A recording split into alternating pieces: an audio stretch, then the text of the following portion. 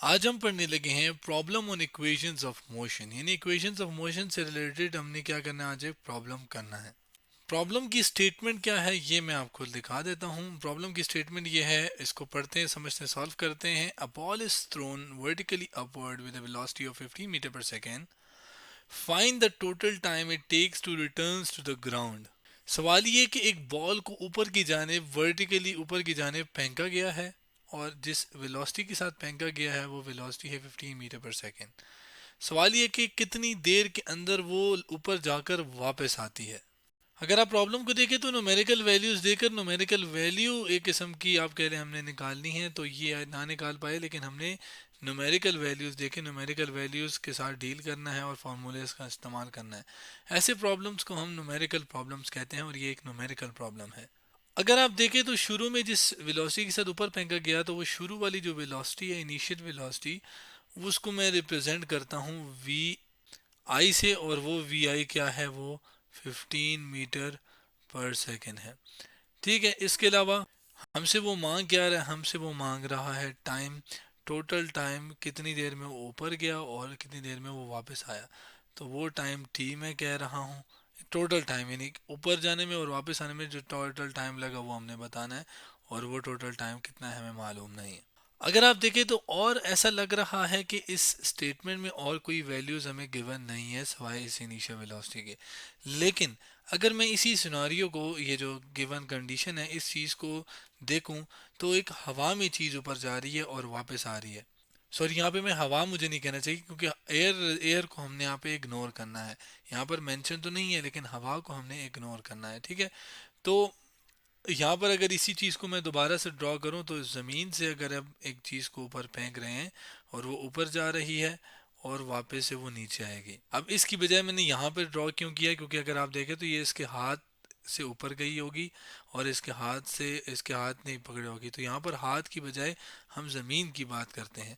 तो ज़मीन से एक बंदे ने ऊपर फेंकी। अब जब ये चीज़ ऊपर जा रही थी तो यहाँ पर इसकी वेलोसिटी क्या थी, वो मैंने जैसे गिवन है हमें, और वो हमें कितनी गिवन है, 15 मीटर पर सेकेंड। लेकिन आप एक बात बताएं, बज़ाहिरी तौर पर आपको और कुछ नहीं मिल रहा इस इंफॉर्मेशन के अलावा। अब इस इंफॉर्मेशन के साथ मैं कैसे टाइम निकाल लूँ, बड़ा मुश्किल है मेरे लिए। लेकिन जैसे मैंने कहा कि अगर हम गौर से देखें तो सिचुएशन क्या है कि बॉल ऊपर गई है और वापस आई होगी। तो अगर हम ऊपर जाने वाला और नीचे आने वाला टाइम कहें कि वो सेम है, तो अगर हम सिर्फ ऊपर जाने वाला टाइम निकालें तो उसका दुगना टोटल टाइम आ जाएगा। मिसाल के तौर पे ऊपर जाने के लिए जो टाइम लगा है वो लगा है, फ़र्ज़ करें T1।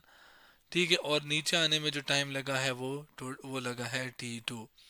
तो टोटल टाइम क्या होगा, T1 जमा T2, और टोटल टाइम आ जाएगा टी जो भी है, ठीक है, जो कि आ जाएगा T1 प्लस T2, या इसी एक टाइम को 2 से मल्टीप्लाई कर दें।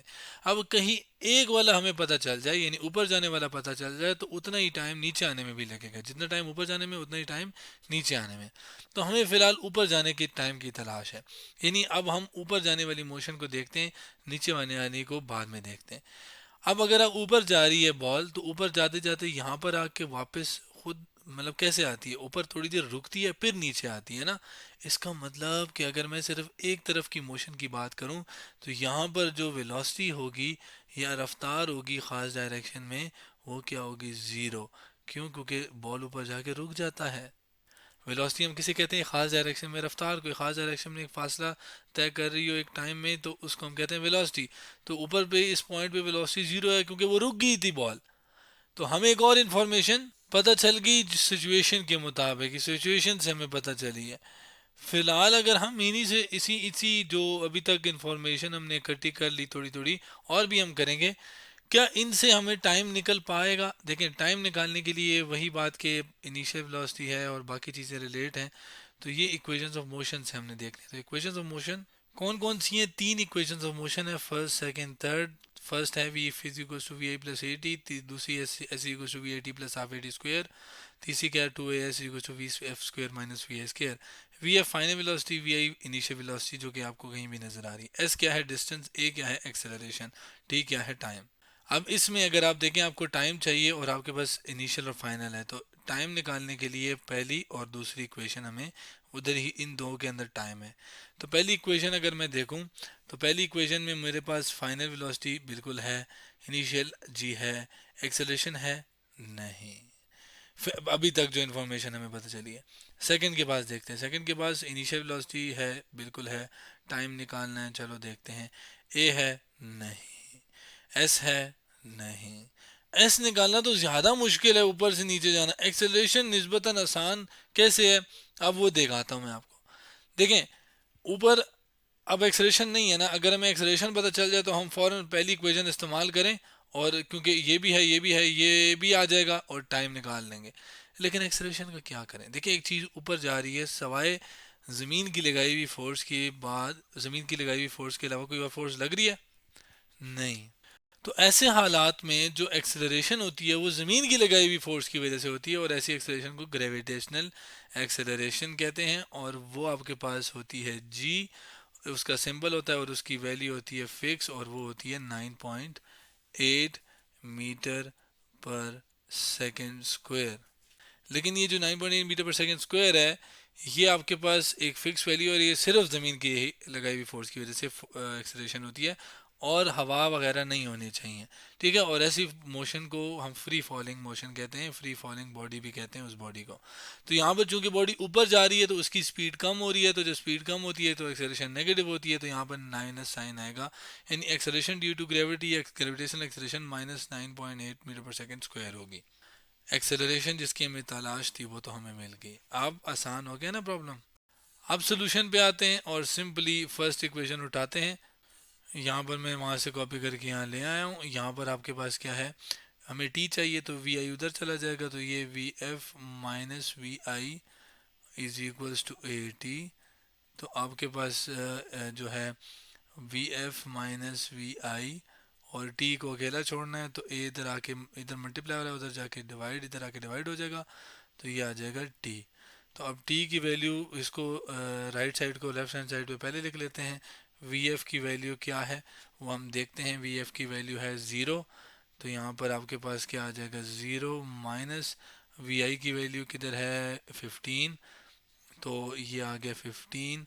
ए की वैल्यू क्या है, एक्सेलरेशन की वैल्यू क्या है, वो है जी, और जी की वैल्यू क्या है -9.8, तो ये -9.8 मीटर पर सेकेंड। स्टैंडर्ड यूनिट सारे यूज़ किए हैं तो उसकी ज़रूरत हमें फ़िलहाल नहीं है लिखने की, सारे स्टैंडर्ड यूनिट हैं। तो आपके पास क्या है कि 0 माइनस 15 आ जाएगा -15 डिवाइडेड बाय -9.8, तो इस माइनस से माइनस कैंसिल, और आपके पास क्या आ जाएगा आंसर इसका, ये मैं कैलकुलेटर पे करके दिखाता हूँ। 15 को अगर हम डिवाइड करें 9.8 से तो आंसर आता है 1.5306, तो 1.53 ही ठीक है, ठीक है 1.53, ये आ गया 1.53 सेकेंड्स। अब ये कौन सा टाइम था, ये टोटल टाइम नहीं था, यहाँ पर मुझे T1 लिखना चाहिए, ठीक है, क्योंकि एक तरफ का टाइम था, चूंकि दूसरी तरफ का वापस आने का टाइम भी उतना ही है, तो टोटल टाइम निकालने के लिए T1 और T2 की जगह भी T1 लिख सकता हूँ ना, इसकी जगह भी तो मैं T1 लिख सकता हूँ क्योंकि दोनों बराबर हैं। तो आप इसको यूं करके यूं कर सकते हैं, और ये T1 जमा T1 आ जाएगा 2T1, तो ये एक्सेल टोटल टाइम जो है वो बराबर आ जाएगा 2T1 के। तो यहाँ पर मैं इसको उसी तरीके से करता हूँ 2T1 वाला काम करके। 2T1 कैसे कि 2 से इसको मल्टीप्लाई करते हैं, 2 मल्टीप्लाई बाय T1 की वैल्यू है 1.53, तो ये आपके पास आ गई, और ये जब मल्टीप्लाई होगा कैलकुलेटर पे तो हम उसको क्या करते हैं, मल्टीप्लाई बाय 2 करते हैं, देखते हैं आंसर आता है 3.06। तो 3.06 टाइम लगेगा, 3.06 सेकेंड टाइम लगेगा उस चीज़ को ऊपर से वापस नीचे आने में, बॉल को। लेकिन यहाँ पर ये तो चले हो गया, कैलकुलेट आसानी से हो गया, वैल्यू भी आ गई। यहाँ पर एक चीज़ के जो मैंने ऊपर एक बात बताई कि यहाँ पर सिर्फ ज़मीन की लगाई हुई फोर्स है जिससे बॉडी ऊपर जा रही है, और उसकी एक्सेलरेशन -9.8 है।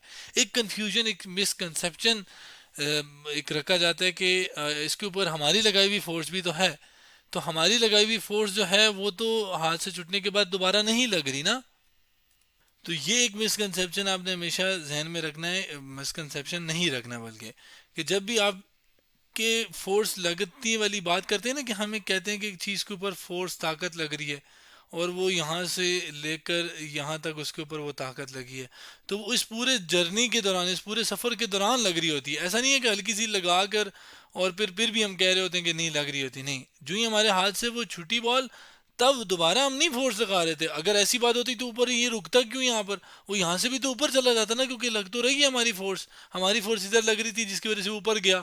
लेकिन इधर आके अगर हमारी फोर्स अभी भी लग रही है तो वो ऊपर क्यों नहीं जा रहा, नहीं जा रहा ना। तो इसी तरीके से याद रखिएगा कि जब भी एक चीज हमारे हाथ से ये चीज छूट गई है तो फिर दोबारा फोर्स नहीं लग रही, अब सिर्फ वो जमीन की लगाई हुई फोर्स के अंडर मूव कर रहा है।